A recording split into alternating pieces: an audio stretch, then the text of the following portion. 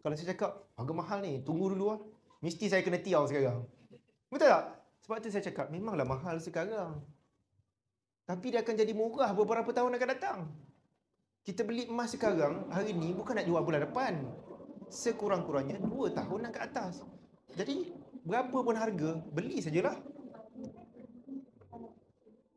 Katakanlah sekarang ni 460, berapa hari ni?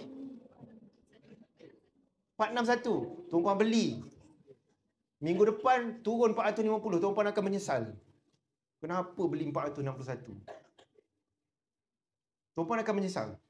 Tapi tuan-puan ingat, menyesal tuan-puan beli lebih baik daripada menyesal tak beli. Sebab apa? Lepas tu dia akan naik balik pergi 500 segram. Waktu tuan-puan menyesal, kenapa aku tak beli banyak 461? Menyesal yang sama. Tadi menyesal kenapa beli. Lepas tu bila naik 470, 500, kenapalah tak beli banyak masa 461? Menyesal beli sekejap je tuan-puan. Menyesal tak beli ni lama, dah tak boleh ulang dah.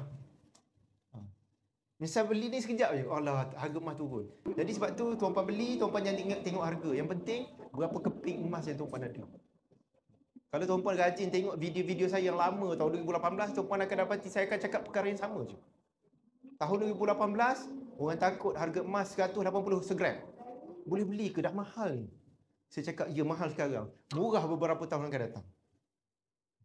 Sekarang ni 461, saya cakap lagi sekali tuan-puan. Mahal sekarang. Murah beberapa tahun akan datang. Murah beberapa tahun akan datang. Okey? Jadi, bila tuan-puan ada ilmu, tuan-puan tak bimbang tentang harga. Yang penting, tuan-puan ada berapa banyak emas yang tuan-puan ada.